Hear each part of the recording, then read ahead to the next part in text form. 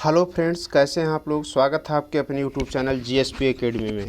Friends, आज हम लोग चर्चा करेंगे मानव में पोषण, जो कि क्लास 10th बायोलॉजी की लाइफ सेशन बायोलॉजी का ये जो लाइफ प्रोसेस है उसी का टॉपिक है। और वैसे भी ये मानव, हम लोग मनुष्य हैं, तो मनुष्य में पाचन कैसे होता है इसको जानना बेहद ज़रूरी है।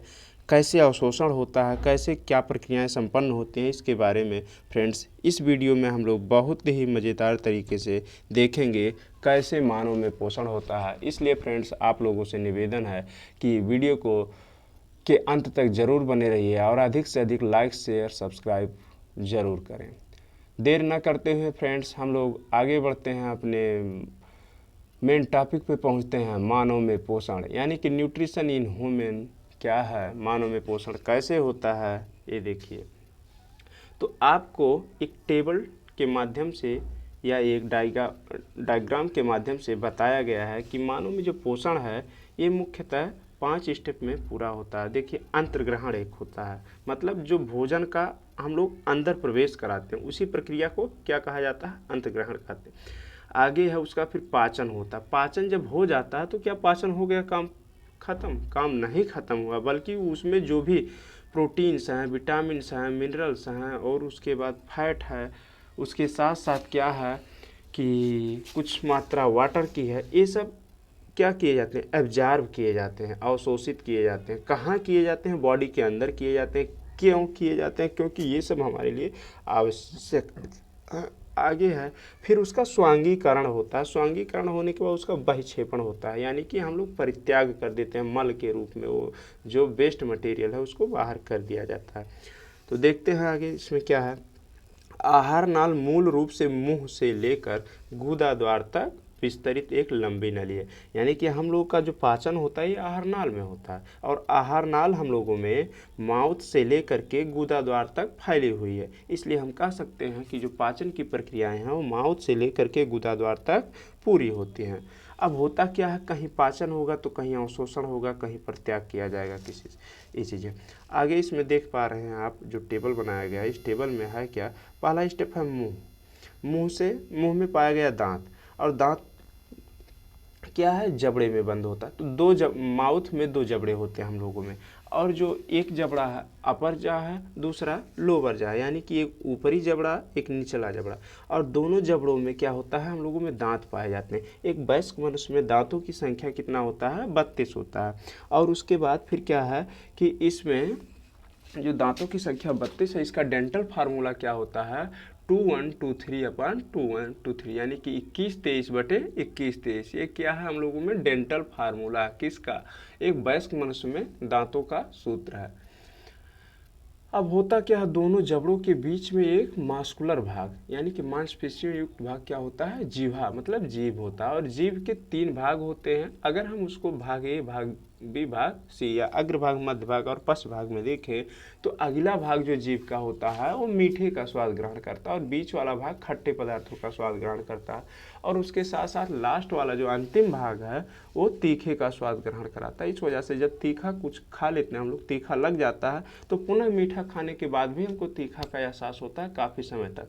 और जीभ जो है हम लोगों को बोलने में, भोजन को मिक्स करने में और भोजन को अंदर पास आउट करने में तथा स्वाद को ग्रहण करने में सहायक होता है। जीवा के आगे जो है हम लोगों में पाया जाता है, माउथ में ही लार ग्रंथियां पाई जाती हैं, और लार ग्रंथियों से लार निकलता है। ये जो लार होता है, लार क्या है, इसमें एक एंजाइम पाया जाता है जिसका नाम है टाइलिन नामक एंजाइम, या इसका दूसरा नाम एमाइलेज एंजाइम है।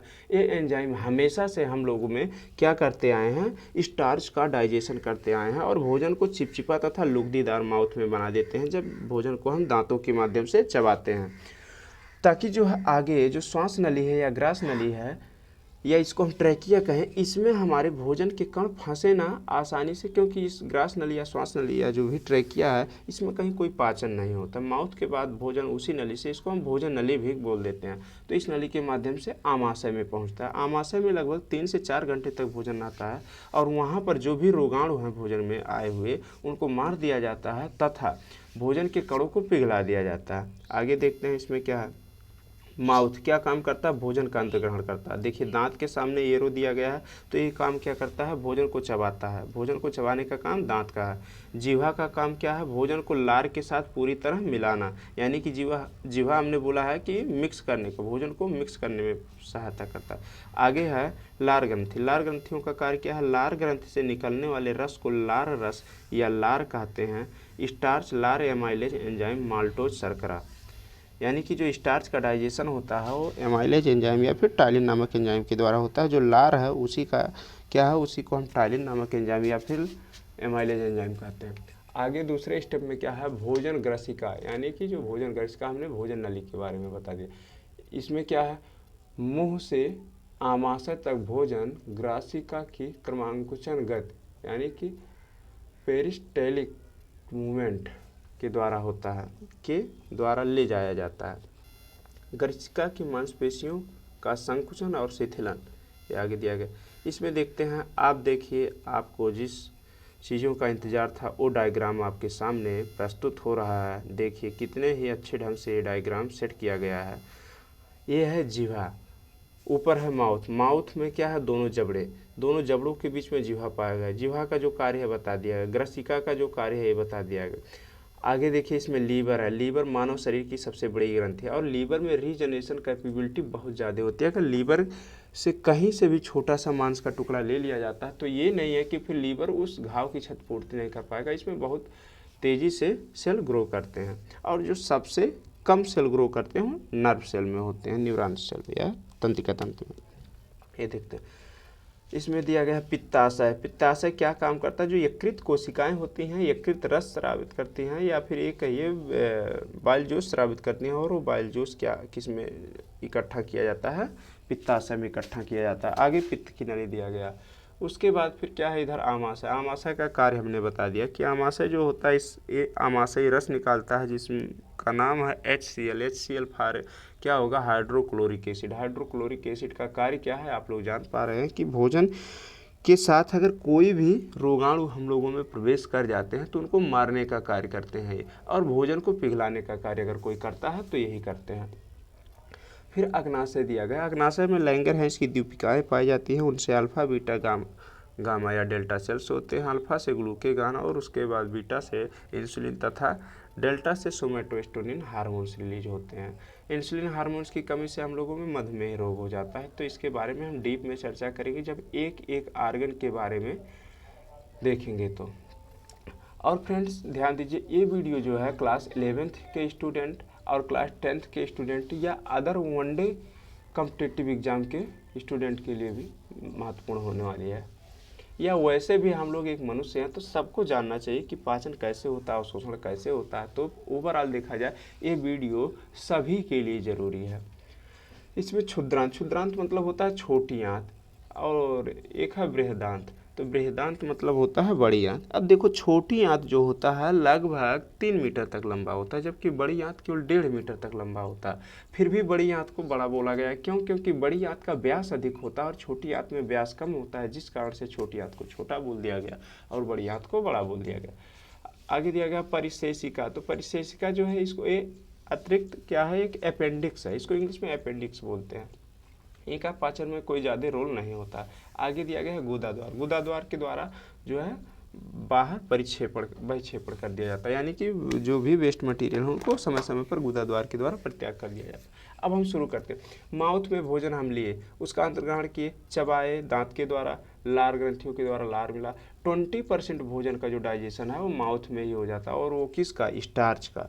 आगे ग्रसिका में कहीं कोई पाचन नहीं होता, अग्नाशय में पाचन नहीं होता, केवल पिघलाया जाता है। उसके बाद भोजन पहुंचता है छोटी आंत में। छोटी आंत के 3 भाग होते हैं, अग्रांत, मध्यांतर और पश्चांत। तो इसमें क्या है, पाचन और शोषण की प्रक्रियाएं संपन्न होती है। छोटी आंत में भोजन में जो भी लाभदायक पदार्थ हैं उनका अवशोषण कर दिया जाता है। उसके बाद फिर क्या है, वो भोजन, छोटी आंत में एक विली जैसी संरचनाएं पाई जाती हैं। वो विली काम क्या करती हैं, रसांकुर जिनको हम कहते हैं, और वो हमारे भोजन के पाचन में महत्वपूर्ण भूमिका, पाचन तथा अवशोषण में महत्वपूर्ण भूमिका निभाते हैं।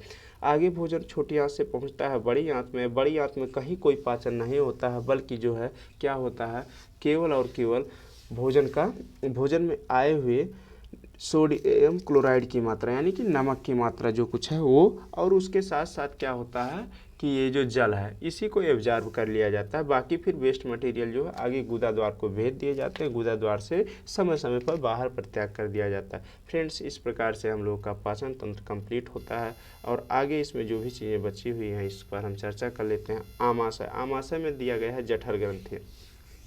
एक काम क्या करते हैं, पेप्सिन। पेप्सिन क्या है, एक प्रकार का एंजाइम है।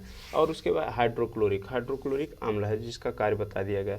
उसके बाद श्लेष्मा, कुछ मात्रा में श्लेष्मा भी स्रावित करता है। तो ये पेप्सिन पाचक एंजाइम, प्रोटीन का पाचन करता है। पेप्सिन जो होता है ये प्रोटीन का पाचन करता है। हाइड्रोक्लोरिक अम्ल ये अम्लीय माध्यम तैयार करता है जो कि पेप्सिन की क्रिया में सहायक होता है। यानी कि पेप्सिन का जो कार्य करना है उसको कौन सक्रिय करता है या उसकी सहायता करता है, तो हाइड्रोक्लोरिक अम्ल करता है और भोजन को अम्लीय माध्यम में ले जाता है। उसके साथ साथ श्लेष्मा, श्लेष्मा क्या काम करता है, आमाशय के आंतरिक स्तर की अम्ल से रक्षा करता है। यानी कि जो श्लेष्मा अगर न स्रावित हो तो ये देखिए HCl जो है ये प्रबल अम्ल है, और प्रबल अम्ल वही अगर बाहर से हम HCl अपने ऊपर कहीं गिरा लें तो क्या होगा, कहेंगे कि हमारी त्वचा जल गया या हमारा त्वचा कट पिट गया। ये तो फिर वो HCl हम लोग के बॉडी में जो है वो कैसे हमारी रक्षा करता है, तो ये जो श्लेष्मा है वो श्लेष्मा जो है रिलीज होता है। यही श्लेष्मा अगर रिलीज ना हो तो फिर क्या होगा, आमाशय की जो दीवारें हैं वो क्षतिग्रस्त होने लगेंगी, यानी कि उनकी रक्षा करता है। आगे दिया गया है क्षुद्रांत। क्षुद्रांत में जो है क्या है, आंतरस, इंटेस्टाइनल जो स्रावित होता है। हाँ, अब आगे इसमें क्या है, कार्बोहाइड्रेट, वसा और प्रोटीन। आंत में कार्बोहाइड्रेट का पाचन होगा, वसा का पाचन होगा, प्रोटीन का पाचन होगा। कार्बोहाइड्रेट का जब पाचन होता है ग्लूकोज बनता है, उसके बाद वसा, वसीय वसा अम्ल और ग्लिसरॉल में टूटता है। प्रोटीन क्या है, अमीनो अम्ल में टूटता है, क्योंकि अमीनो अम्ल जो होते हैं, जो प्रोटीन होते हैं वो एमिनो एसिड के बहुलक होते हैं। और एमिनो एसिड लगभग आज तक ज्ञात एमिनो एसिड की संख्या 20 है, उसमें से 10 आर इसेंशियल और 10 आर नॉट इसेंशियल। यानी कि क्या है, 10 हमारे लिए आवश्यक हैं और 10 अनावश्यक हैं। यानी कि 10 जो है हमारे बॉडी में पहले से हैं और 10 हम क्या काम करते हैं, बाहर से लेते हैं।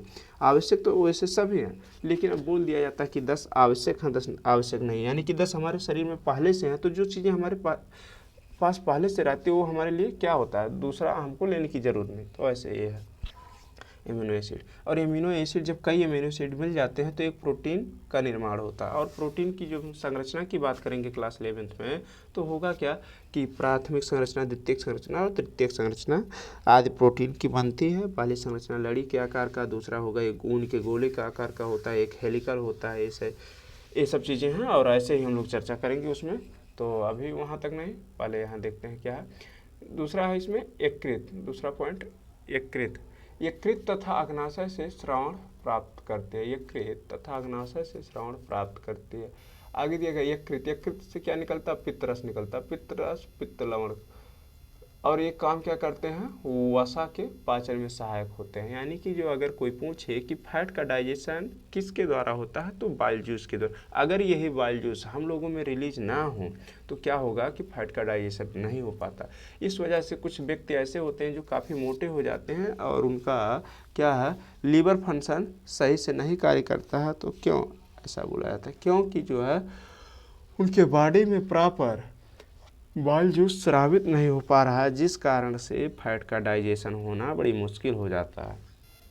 ये आगे अग्नाशय, अग्नाशय से अग्नाशयी रस निकलता है। अग्नाशयी रस काम क्या करते हैं, इसमें एमिलेज एंजाइम, एमाइलेज एंजाइम दिया गया, ट्रिप्सिन एंजाइम दिया गया है, लाइपेज एंजाइम। तो प्रोटीन का पाचन ट्रिप्सिन एंजाइम के द्वारा होता है। पेप्टोन्स में प्रोटीन का डाइजेशन ट्रिप्सिन के माध्यम से हुआ और क्या बन गया, पेप्टोन्स बन गया। वसा लाइपेज एंजाइम के द्वारा होता है, या फिर बाइल जूस वसीय अम्ल में परिवर्तित होता है। स्टार्च जो है एमाइलेज एंजाइम के प्रेजेंस में डाइजेस्ट होता है और बनता क्या है, ग्लूकोज बनता है। इस प्रकार से दार्ढ रोम जो है अवशोषण का सतही क्षेत्रफल को बढ़ा देता है। दार्ढ रोम जो हम आप लोगों को बता चुके हैं, VILLI मतलब विली, जो आंत में हमारे रोमेदार संरचनाएं पाई जाती हैं अंदर, वही क्या काम करते हैं, अवशोषण का सतह क्षेत्रफल बढ़ाते हैं। अगर यही न कार्य करे तो हम लोगों में पाचन भले हो जाएगा, अवशोषण नहीं होगा, तो यानी कि लगेगा कि क्या है कि खाया पिया हुआ हम लोगों को नहीं लग रहा।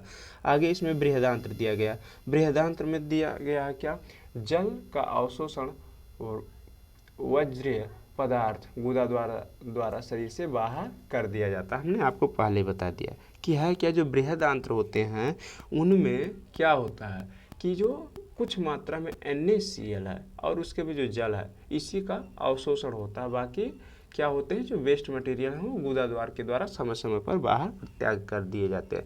तो फ्रेंड्स, यहीं पर आज का वीडियो यहीं तक।